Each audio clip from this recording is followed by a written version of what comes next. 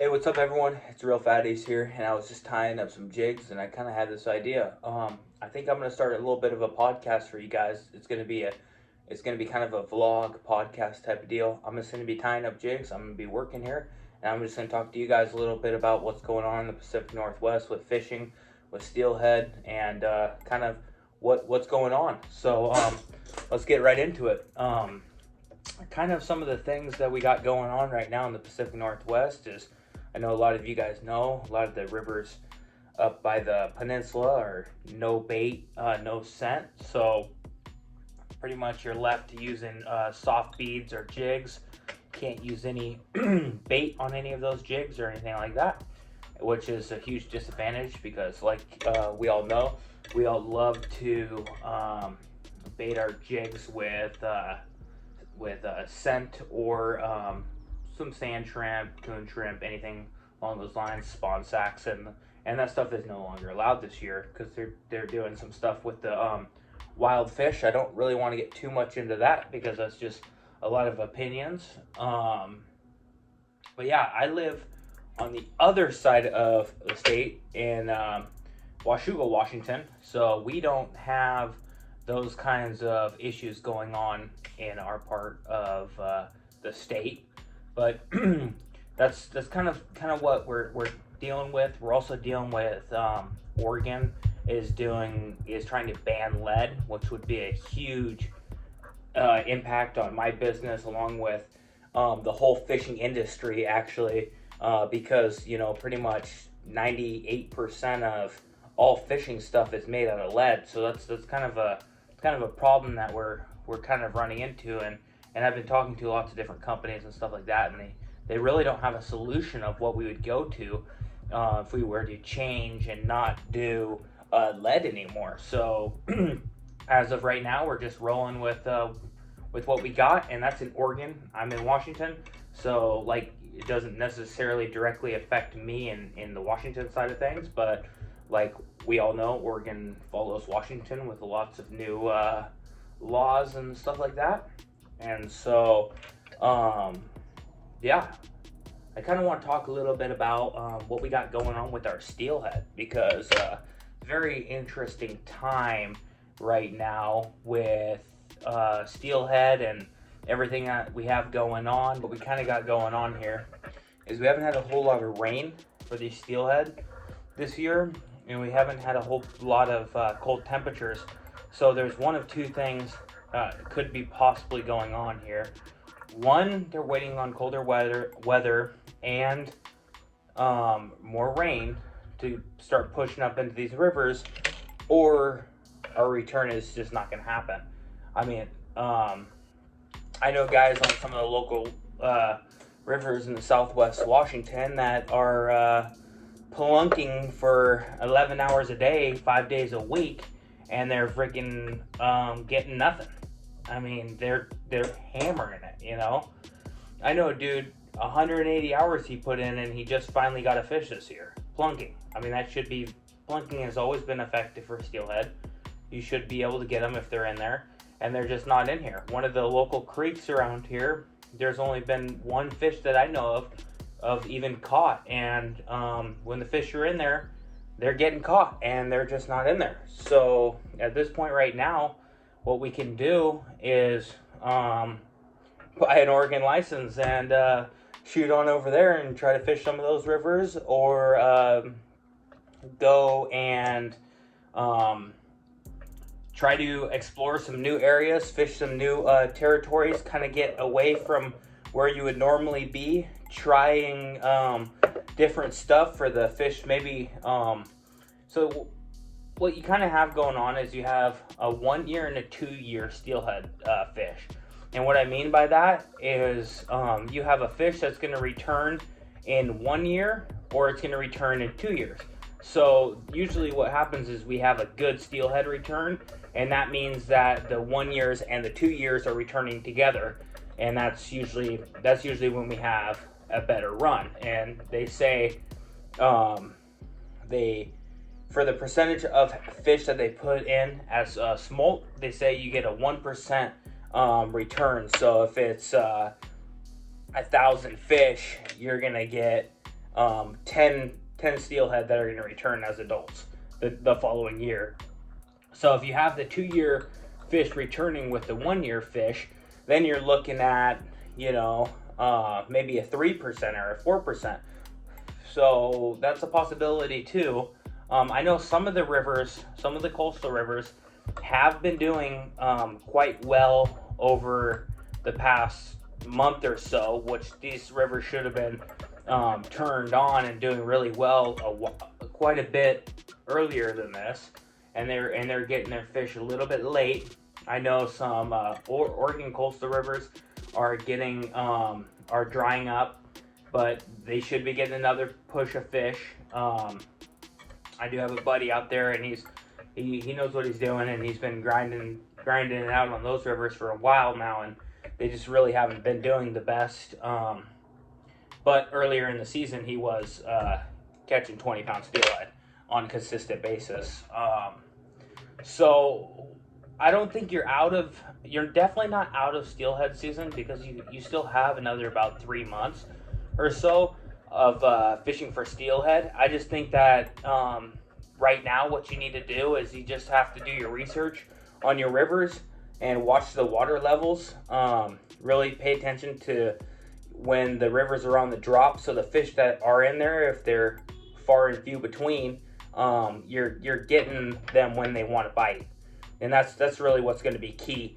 Another thing that's going to be key too is steelhead fishing. You always want to try to kind of fish as close as you can to the hatchery, because that's where they're going to be wanting to go. That's where they're going to be wanting to hang out, and that's really where you're going to get onto these fish.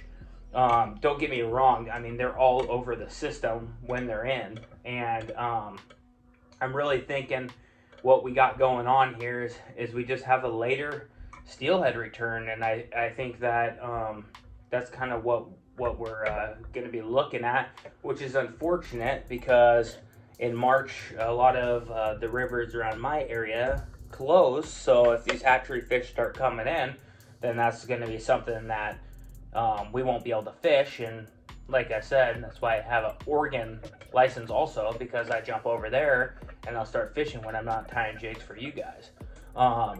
You'll be able to find all of our products. I'll put a link in the description to our website where you can go down there and check it out. And don't forget to comment below and let me know what topics you want to talk about next week. I'm going to try to do one of these podcasts, video podcasts, while I'm tying up jigs about once a week. I also wanted to touch a little bit in this episode about jigs and choosing jigs, and really what jigs are going to be the most effective and when. So what I would my kind of go-to guide is clear water. You're going to use dark colors, and dirty water you're going to use bright colors. And we have a whole lineup of glow colors, and those have a special little time and place where those are going to outfish any other jigs, and I'm pretty confident on that. And those situations are going to be when you're going down the river and you start to hit the greener water. Usually it's going to be lower down in the water system if up higher is clear. And a lot of those steelhead, they like to hang out in that what is called steelhead green water, and that water can hold a lot of steelhead. And something that you can throw in there to really get them going is the UV glow colors. I mean, those are what we kind of specialize in, because these steelhead, they thrive off of their eyesight and their scent and stuff like that. And the glow colors are something that, because it's a UV glow color, they can see that very well. All of our pink rabbit fur is glow. So we have, let's see, where is it at? So, right here. This right here is UV glow. So that's super.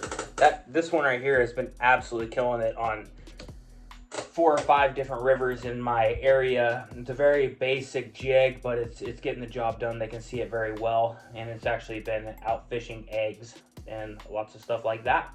And so also another thing I like to do is, if you are able to, I like to add scent to my jigs.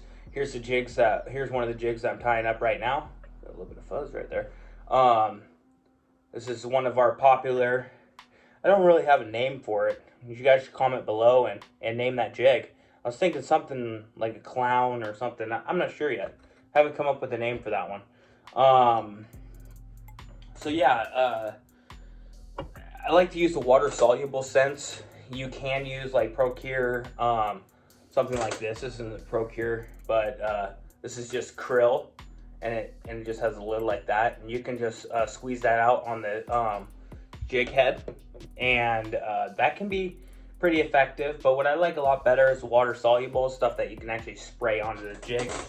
Stuff is super effective, and it melts out in the water. It gives a great scent trail.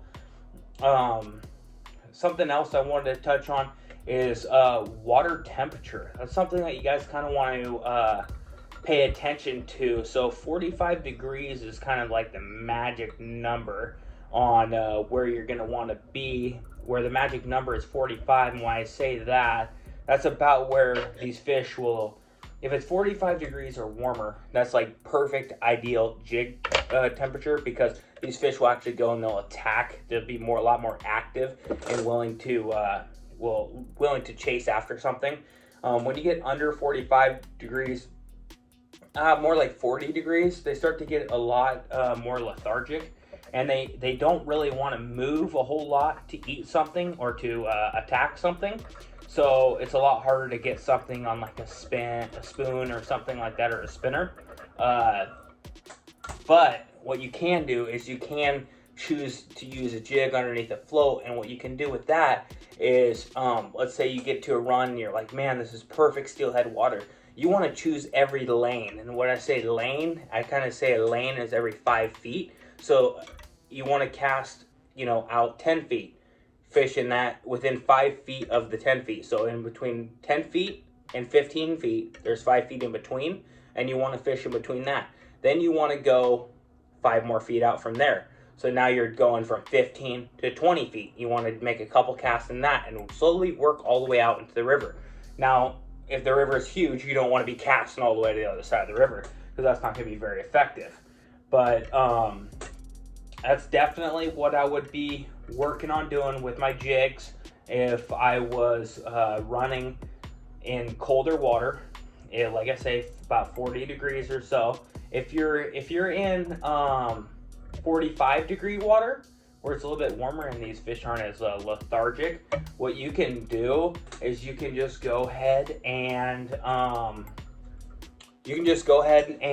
really fish an area quick. Go fish, move on, because the fish are more apt to move over and actually go and attack something, rather than when it's colder. They kind of want it in their face, and that's when you're going to need to make more casts. So if you guys have any questions for next week's episode, make sure that you guys comment below, and I will make sure that I write those comments down or those questions down, and I will I will answer them in next week's episode. So as far as clear water goes, oh, my phone's falling down a little bit.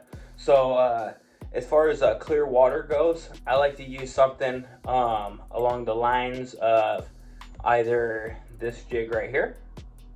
And why I say this jig right here, it's very subtle.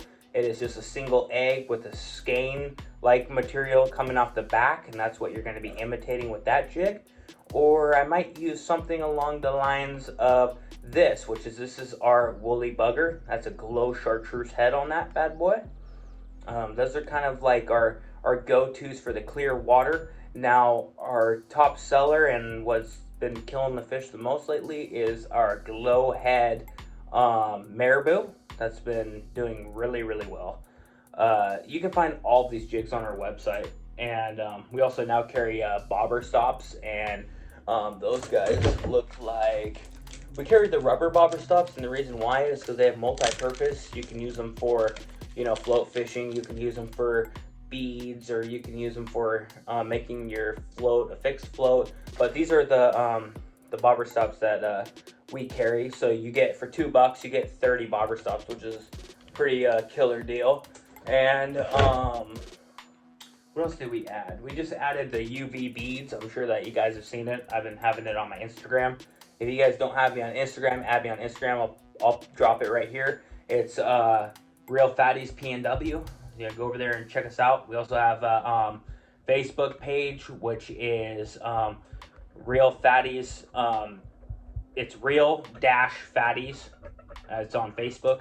You guys can check us out there. Like I said, I'm going to be trying to do these little informational stuff on jig fishing, steelhead fishing, what's kind of going on here in the Pacific Northwest, kind of fishing. I'm not going to do, I'm not going to name out river names or anything like that, but I will help you guys with any sort of questions, especially you new guys. If you guys have any questions on, you know, what time to use what, when to use what, and really, I mean, when we get out of this winter steelhead, then we have summer steelhead that come in shortly behind that, and all we do here is jig fish for those guys. The most effective way is jig fishing. I absolutely hate using eggs in the summertime because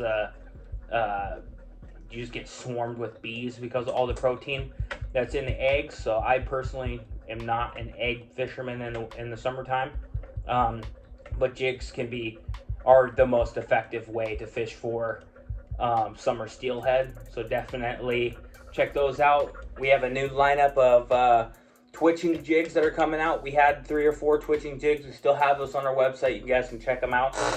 But we are going to be dropping some 3/4 and 1 ounce twitching jigs, which will be really cool. I've had a lot of people ask me for them. I had a CNC mold made for just doing them, so I could get those guys for you. See what else do we got going on. Yeah, you can find our stuff at Finn's Tackle also, which is in Clasenai, Oregon. You can find our stuff at, and so we kind of have a lot of things going on right now. You can find us at the Tackle Box, Justin Bergen. He runs that one, and then you can find us at Hilltop Market, and we got a couple other online stores. Never Quit Fishing is gonna carry. I'm actually working on his jigs right now. He's gonna start carrying our stuff on his website, and he makes some awesome soft beads and stuff like that.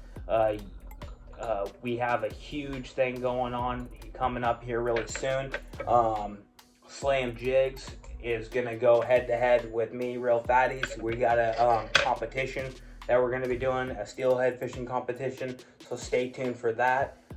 We're gonna make a whole video on it. You're gonna see it. It's gonna start popping up this weekend on Facebook. A little, if you guys watch this far in the video, then you know what's gonna be kind of going on. Yeah, so if you guys have any questions, drop a comment below, and we will get to answering the questions. And next week's episode, I think we're gonna talk a little bit